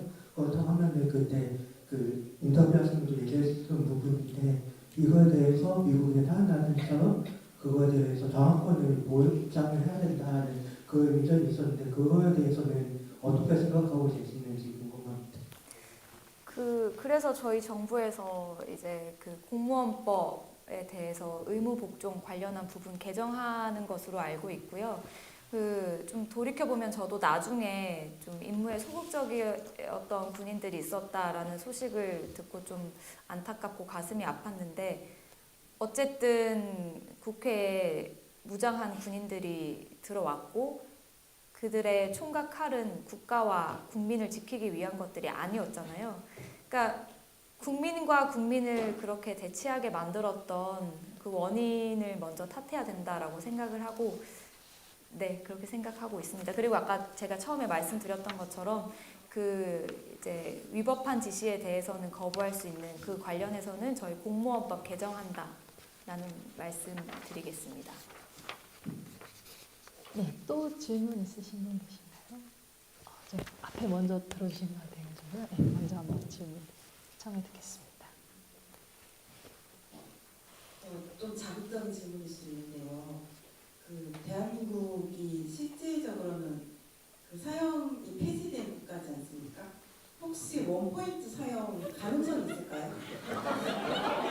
글쎄요, 근데 어쨌든 지금 수사와 재판이 진행 중인 사안이고 제가 그냥 정당인이면 그냥 제 개인적인 생각을 좀 시원하게 말씀드릴 수 있을 테고 그렇게 하고 싶은데 지금 또 공직자이다 보니까 대통령실에서 부대변인직을 수행하고 있는 상황이라서 좀 답변을 드리기가 어려울 것 같습니다. 네, 또 아까 손 들어주신 분이 네, 저기 흰색 후드티 입으신 선생님께서 아까 들어주셨던 것 같거든요. 네. 네, 안녕하세요. 저는 좀 개인적인 질문을 하나 좀 드리게 될 것 같은데, 제가 12년 국회 앞에 있었고, 그 다음에 이제 집으로 돌아갈 때 느꼈던 감정이 정말 그런 사건의 방금 전에 일어났는데도 뭔가 일상이 돌아가고 있다는 감각이 너무 이상하게 느껴졌던 기억이 있는데, 혹시 대변인님께서도 그런 순간이 있었는지, 그 계엄 해제 표결이나 아니면 탄핵 표결 이후나 그런 순간에 대해서 좀 왜 이게 돌아가고 있지라고 하는 약간 어떤 이상했던 감각이나 이런 순간이 있었는지가 조금 개인적으로 궁금해서 한번 질문을 드려보고 싶었습니다. 뭐 돌이켜보면 저도 그랬던 것 같아요. 그 이제 국회의원분들은 국회에서 이제 먹고 자고 하셨던 것으로 알고 있는데 저는 뭐 여기저기 방송 출연도 하고 조금 왔다 갔다 했거든요. 그래서 그러한 좀 일상을 영위하고 있을 때 이래도 되나 하는 생각도 들었던 것 같고 원인 모를 불안감도 느껴졌던 것 같고 그래서 악몽을 되게 많이 꿨었어요. 보면 늘 쫓기는 꿈이었고 누군가와 싸우는 꿈이었던 것 같아요. 근데 그런 생각을 하면서도 한편으로는 어쨌든 저는 1989년생이라서 저도 이제 직접 그 민주화 그 운동을 직접 제가 경험해 보지는 않았는데 그런 생각을 했습니다. 그 예전에 광주는 정말 많이 외로웠겠구나라는 생각이 들었어요. 어쨌든 그 12.3 비상계엄 선포가 되고 나서 그 시민분들이 많이 현장으로 오셨는데 유튜버 분들도 많이 오셨고 그리고 언론인 분들도 오셔서 그 장면이 전 세계로 생중계가 됐잖아요. 사람들이 목격을 한 거예요. 말도 안 되는 일이 벌어졌다라는 걸. 어쨌든 아까 또 말씀 주셨는데 어쨌든 한 사람의 국민이 군인이라는 이유로 상부의 명령이 있었다는 이유로 또 다른 국민에게 총칼을 겨누고 있는 모습을 한국뿐만 아니라 전 세계에서 직접 목격을 했거든요. 그리고 소위 말하는 빼도 박도 못하는 상황이 된 거잖아요. 그래서 조금 더 많은 사람들이 현실을 직시하고 함께 힘을 모으고 이렇게 할 수 있었던 것 같아요. 근데 예전 광주는 어땠을까라고 생각을 해보면 은폐하려는 시도가 있었고 은폐를 벗어나서 왜곡하려는 시도까지 있었잖아요. 그때 80년의 광주는 일상이라고는 없었겠구나라는 좀 생각도 들었었습니다. 네, 또 질문. 네. 저 앞에 줄무늬 티셔츠 입으신 분부터 한번 질문 받아보겠습니다. 근데 하나 덧붙이자면 그런 게 우리 사회 많은 분들의 트라우마가 되지 않을까 좀 걱정되기도 합니다. 네, 안녕하십니까. 저는 현재 대학교에 재학하고 있는 20살 최인구라고 합니다. 반갑습니다. 네, 반갑습니다. 우선은 굉장히 바쁘실 텐데도 불구하고 이렇게 귀한 발걸음, 국민들을 위해서 귀한 발걸음을 내주셔서 굉장히 감사하다는 말씀부터 먼저 드리도록 하겠습니다. 일단은 이 자리에 오는 동안 굉장히 행복했습니다. 대한민국을 대표하는 여성 정치인 세 분을 이렇게 직접 평소에는 화면 너머로 왔었는데 이렇게 직접 뵐 수 있었다는 것에 굉장히 오면서 굉장히 행복했습니다. 지금 이 국회의사당에 1년 만에 왔는데요. 1년 전에는 이제 제가 19살이었고 당시에 수능이 끝난 시기였습니다. 그래서 무엇보다도 누구보다 여유롭고 그리고 굉장히 행복했었습니다. 아까 말씀해주신 대로 저의 고향은 이제 민주화의 성지인 광주광역시였습니다. 그래서 이제 계엄이 터지고 난 이후로 광주에서 바로 이제 서울까지 버스를 이제 충동적으로 예매를 하고 부모님이 허락도 안 하고 올라왔던 그런 기억이 납니다. 저도 개인적으로. 이제 본론으로 넘어가서 이제 저도 개인적으로 나중에 더 나은 우리나라 그리고 모두가 행복한 우리나라를 꿈꾸는 그런 국회의원을 제가 하고 싶은 마음인데요. 이제 안규령 부대변인님께서는 국회의원을 꿈꾸게 된 이제 정확한 계기가 무엇인지 일단 첫 번째로 궁금하고요. 그리고 제가 이제 주변 사람들께 국회의원을 하고 싶다고 하면 주변 사람들 전부가 말리곤 합니다. 국회의원은 힘든 일이다. 너뿐만이 아니라 주변 사람 모두가 힘들어질 수 있다 하면서 반대를 많이 하시는데 이제 대변인님께서도 그런 반대를 많이 들으셨을 텐데 그럼에도 불구하고 내가 이 길을 가야겠다 하는 마음가짐 결정적인 계기가 궁금합니다. 너무 흥미진진한 질문. 저도 너무 궁금한데요. 저는 그 정치권에 뛰어들기 전에 그 한 뉴스 채널의 앵커로 일을 했습니다. 그런데 좀 아시다시피 사실 방송 환경이 많이 바뀌어서 지상파가 아니면 그 아나운서들을 정규직으로 채용하지 않고 있거든요. 그래서 저도 처음에는 너무너무 하고 싶었던 일이니까 그 제 신분이 어떻든 즐겁게 일을 했는데 이렇게 한두 살 나이가 들면서 특히나 여성 앵커 같은 경우에 결혼, 임신, 출산 이게 해고로 이어지더라고요. 그래서 특히나 여성 선배들이 결혼하고 아이 가지고 출산하면서 회사로 돌아오지 못하는 걸 보면서 이게 결국은 나의 일이 될 수도 있겠다. 이게 계속 반복된다면 누군가는 목소리를 내야 되고 좀 바꿔야 되지 않을까? 라는 생각이 들어서 정치권에 뛰어들게 됐습니다. 근데 뭐 그런 꿈을 가지셨다고 하니까 좀 되게 대단하시고 대견하다라는 생각도 드는데 사실 아까 그 두 의원님께서도 말씀해 주셨지만 이번 계엄 저지 그리고 민주 헌정 질서 회복에 많은 국민들의 이제 힘이 컸는데 특히나 청년 세대의 역할이 빛을 발했다고 생각이 들거든요. 응원봉을 들고 나선 청년들 그리고 집회를 평화의 힘으로 긍정의 힘으로 이끄는 데 청년 세대가 큰 역할을 했다고 생각합니다. 끝날 것 같진 않아요. 청년 세대의 그런 각성 그리고 광장에서 그 힘이 저는 진화했다고 보거든요. 그러면 그게 한번 어쨌든 효능감을 느꼈는데 끝나지 않을 것 같고 그럼 여기에서 우리 정치권도 더 고민해야 될 것 같아요.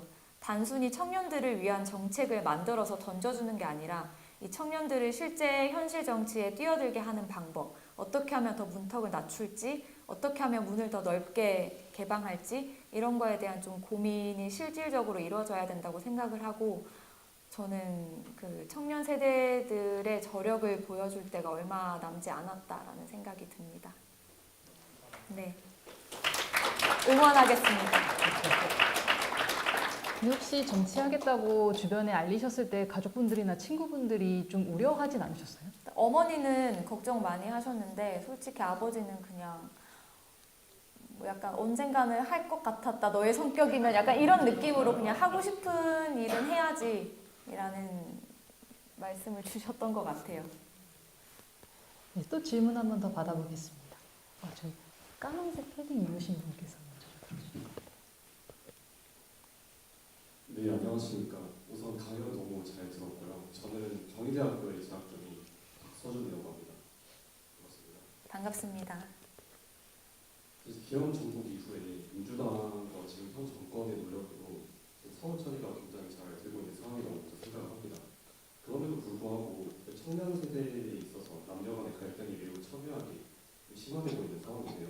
지난 국회의원 선거에서도 21대 총선에서도 이제 20대 남성 중에 4분의 3을 이제 민주당 국민의힘이나 아니면 혁신당 같은 경우는 이제 지지를 한다든지 21대 대선입니다. 제가 말하자면 그런 경우가 되게 많고 실제로도 그 계엄 이후 그리고 탄핵 심판을 앞두고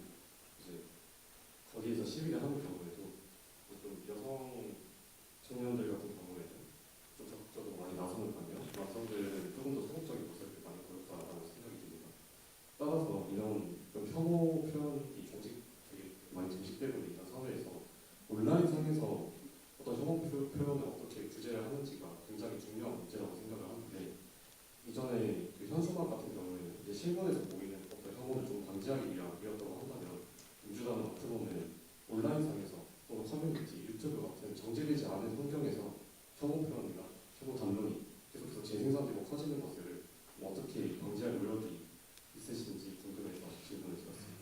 근데 제가 지금은 민주당 소속이 아니어서 그 당에서 어떠한 노력을 하고 있는지 앞으로 할 계획인지에 대해서는 답을 좀 드리기가 어려운 부분이고요. 그 말씀하신 것처럼 그 비상계엄, 그러니까 윤석열의 내란 사태로 인해서 우리 사회의 양극화가 더 심해진 건 맞습니다. 성별 간, 이념 간, 세대 간 갈등이 더 커진 것도 맞고요. 어쨌든 이재명 정부에서도 이러한 갈등을 좀 완화하고 국민을 통합하기 위한 노력을 계속하고 있습니다.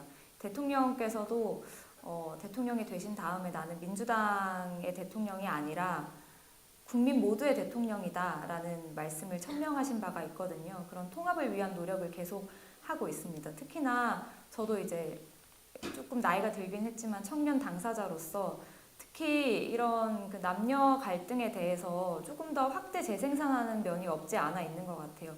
대통령께서도 말씀하시는데 사실 여성 청년이 더 힘들다, 남성 청년이 더 힘들다 이렇게 보기보다는 남성이고 여성이고 할 것 없이 우리나라 청년들이 지금 너무 힘듭니다.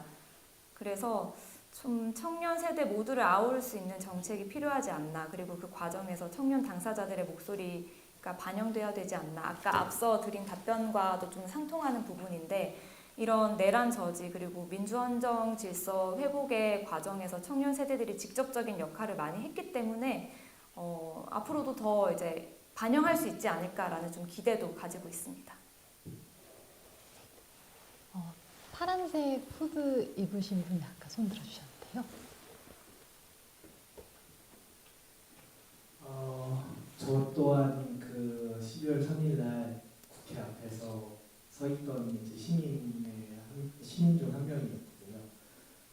이번 내란이 저는 상식과 정의에 대한 어떤 증명의 시간이라고 저는 생각을 합니다. 그래서 상식과 정의가 사실 제가 보기에는 지금의 사법부에서는 이루어지지 않고 증명이 이루어지지 않고 있다고 생각을 해요.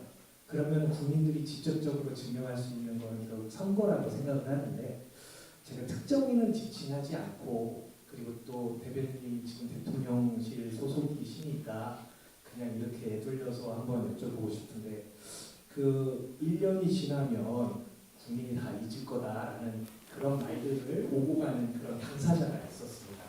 네. 사회에서는 속된 말로 김재석서라는 그런 말들도 들리던데 제가 특정하는 건 아니고요. 네. 그래서 그런 분들은 누군가는 반드시 선거에서 이겨야 된다고 그래야 상식과 정의가 증명되는 거라고 생각을 합니다. 누군가가요. 네. 대통령실에 계신 분들이나 이런 분들은 그런 걸 발언할 수 없으니까. 그러나 누군가 이겼으면 좋겠는데 그런 그 누군가 이겨야 된다는 뜻은 동의하시는지와 그 다음에 한 가지 더 여쭙자면 지금 윤석열이 저는 사면이 불가능한 형량이 떨어져야 된다고 저는 생각이 들거든요. 네, 사면이 불가능한 형이 떨어지면 사면을 하고 싶어도 당사자가 없을 수 있는 거 아닙니까? 그거에 대해서는 어떻게 생각을 하시는지 그래서 두 가지를 여쭙고 싶습니다.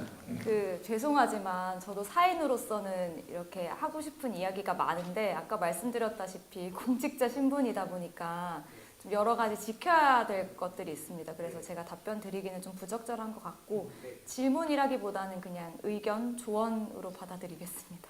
네. 좋은 의견 감사드립니다. 네. 네, 또 질문 있으실까요? 네, 여기 회색 자켓 입으신 선생님 부탁드리겠습니다.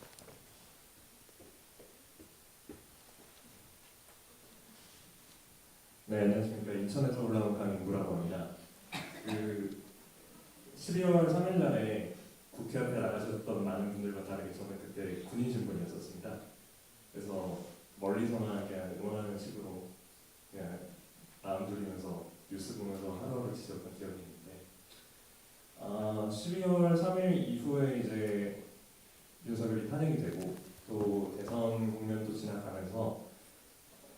많은 민심 지표들이 나오고 있습니다. 저는 이 12월 3일 내란이 굉장히 비상식적이고 또 비민주적인 행위였다고 생각을 하는데 그럼에도 불구하고 이 자그마한 제도권으로 슬금슬금 들어오는 어떤 극우적, 혐오적인 혹은 혐오적인 발상들이 계속해서 나오고 있고 또 확대 재생화되고 있는 부분들이 분명히 있습니다. 그래서 이것을 아까 전에 공윤정 의원님께서도 말씀하셨었는데 비단 교육권뿐만이 아니라 제도권에서도 이것을 충분히 보완하고 조치할 수 있는 것들이 있다고 생각합니다. 그 대변인님께서 혹시 이러한 문제에 대해서 정부 차원에서 발의되고 있는 문제들이 있는지 혹은 논의되고 있는 해결 방안이 있는지 이런 것들을 한번 여쭤보고 싶습니다. 그 아까 고민정 의원님께서도 말씀해 주셨는데 그 혐오 표현이 담긴 현수막 그리고 허위 정보 그리고 가짜 뉴스 이런 것들에 대한 이제 좀 근절 방안 같은 걸 정부 차원에서 마련하고 있다. 이 정도 답변 드리겠습니다. 네, 다음 질문 파란색 스카프 하신 선생님께서 아까 손 한번 들어주셨던 것 같은데요. 혹시 질문 이어가실까요?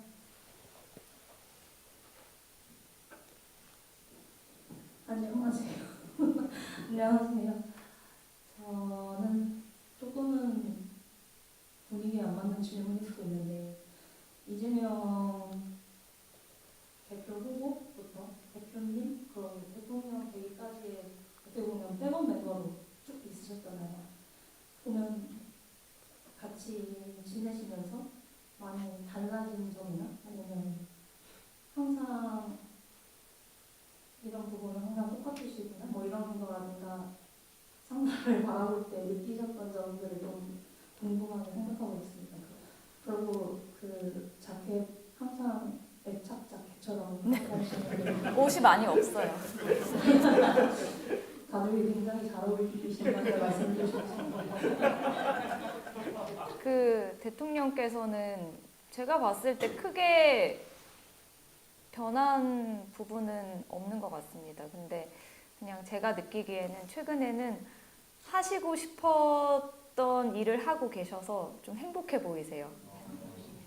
그 오늘도 국무회의가 있었는데 그 비공개로 전환됐을 때 이제 뭐 정해진 안건이나 이런 것들이 있잖아요. 그게 다 끝나고도 장관들께 이제 뭐 이렇게 공유해야 될 사항이나 이야기하고 싶은 거 있으면 이야기해보라고 하시면서 막 얘기하시는 게 말씀하시는 게 어제 내가 무슨 기사를 봤는데 이건 어떻게 되는 거지?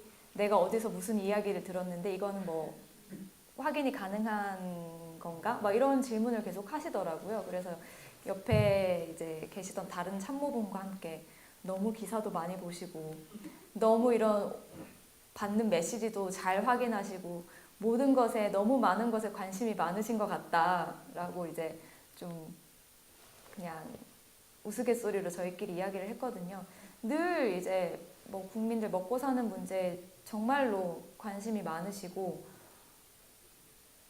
그리고 예전에도 그랬는데 늘 빨리빨리 일을 처리하시는 속도가 굉장히 이제 빠르십니다. 그래서 그런 것도 변하지 않으신 부분인 것 같고요. 제가 봤을 때는 똑같으세요. 예전에도 개구진 부분이 많으셨는데 여전히 그러시고요. 그렇습니다. 직장인으로서 좀 궁금한데 휴가는 혹시 잘 보내주시나요? 지금 직장에서? 저는 아직까지는 못 썼습니다. 네, 말씀 감사드립니다. 조금 달라진 게 하나 있다면 제가 최근에 말레이시아의 아세안 정상회의 때 이제 대통령님 수행을 다녀왔는데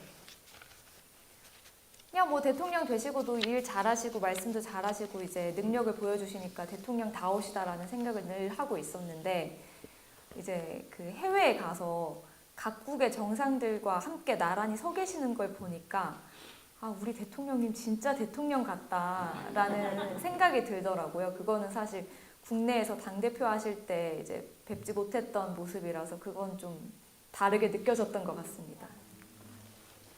자, 시간 관계상 마지막 질문 하나 더 받아보겠습니다.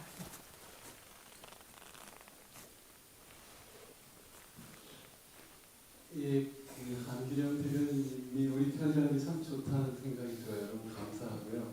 저런 사람 편이었으면 가게에서 진짜 힘들었을 것 같다는 생각이 들고 이건 조금 이제 좀그 정치를 하시기로 선택하시는 분이니까 이런 질문을 좀 드려보고 싶은데 12.3 내란 이후에 우리나라 국민들이 정말 놀랬잖아요. 어떻게 저렇게 그 엘리트들 뛰어난 높은 자리에 있는 사람들이 어떻게 저 모양이지?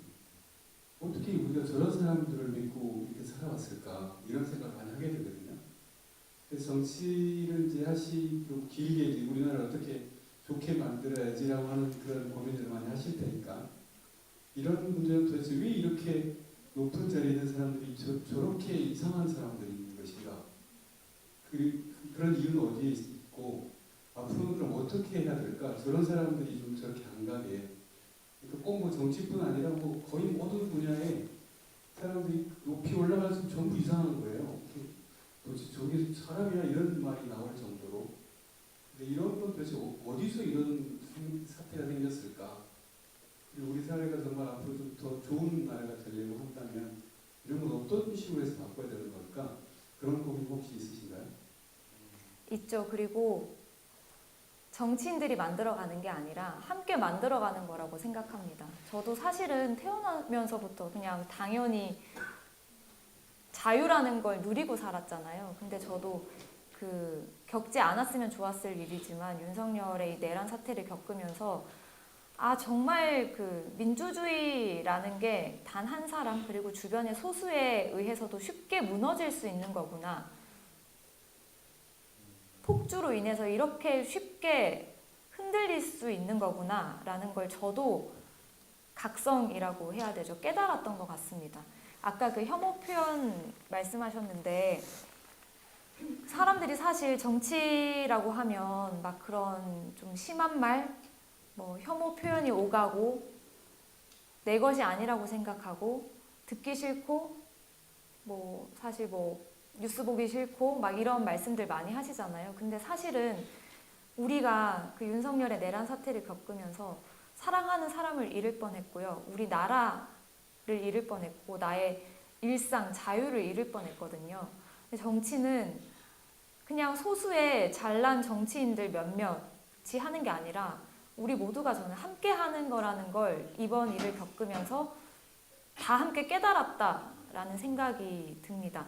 그러니까 우리가 함께 끊임없이 돌보고 지켜내야 되는 거구나라는 걸 모두가 다시 한번 느끼게 되지 않았을까? 그래서 저는 이제 이렇게 청년분들이 이제 정치 직접적으로 뛰어들어서 하신다고 하니까 정말 대단하고 대견하다 이런 생각도 들고 하는데 함께 만들어가는 거라고 생각이 듭니다. 제가 이 KBS 인터뷰에서도 말씀을 드렸는데, 그러니까 소수의 그 말씀하신 그런 사람들이 바라는 게 바로 일반 국민들이 정치를 외면하고 그냥 우리끼리 향유하고 그런 걸 바란다는 생각이 들거든요. 그렇기 때문에 우리 모두가 함께 해야 된다라는 생각이 들고 이 내란 사태를 겪으면서 우리 국민들의 정치 참여나 감시 역량이 한층 저는 더 이렇게 한 단계 더 올라갔다, 도약했다, 더 뛰어나게 됐다라는 생각이 듭니다. 그래서 좀 계속해서 같이 해야 되는 것 같고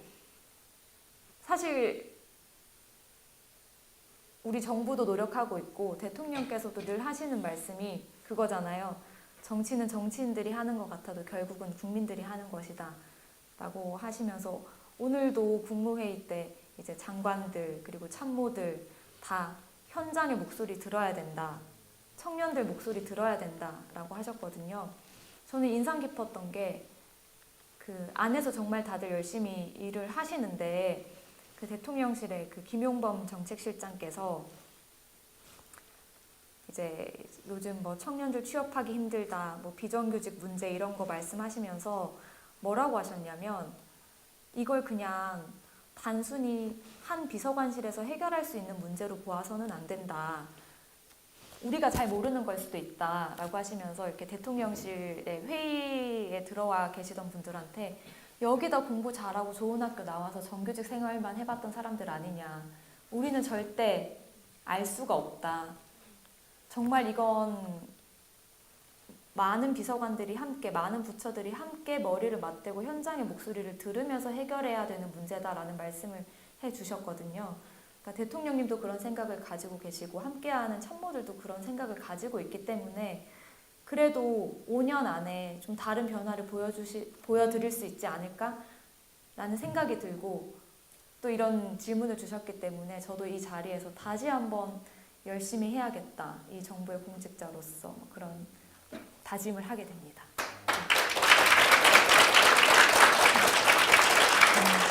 안기령 모델님 오늘 말씀 감사드리고요. 이상으로 오늘 12.3 그날 그곳에 있었습니다. 북토크 마무리하도록 하겠습니다. 긴 시간 말씀 나눠주신 안기령 부대변인께 마지막으로 박수 부탁드리겠습니다. 감사합니다. 네. 인사 한 말씀. 네, 평일 저녁에 이렇게 시간 내주시기 힘드셨을 텐데 함께 해주셔서 다시 한번 감사드리고요. 사실은 그 대통령실에 이제 제가 공직자이기도 하고 이렇게 비서실장님, 정책실장님, 안보실장님 그리고 이렇게 몇몇 수석님들 정도만 뭐 이런 행사나 방송 출연 많이 하십니다. 왜냐하면 뭐 메시지 관리가 좀 통합적으로 이루어져야 되기도 하고 공직자로서 이제 업무에 충실하라라는 취지인데 그 강훈식 비서실장께서 그 이 빛의 혁명 1주년 관련해서는 좀 이렇게 용인을 해주셨어요. 어쨌든 그 내란 저지와 이 민주주의 회복 과정에서 국민분들이 보여주신 힘이 아주 위대했고 그래서 저한테 이렇게 가서 감사 인사 드리라는 취지로 저는 이해하고 있거든요. 그래서 기회가 될 때마다 감사드린다는 인사 드리도록 하겠습니다. 다시 한번 감사드립니다.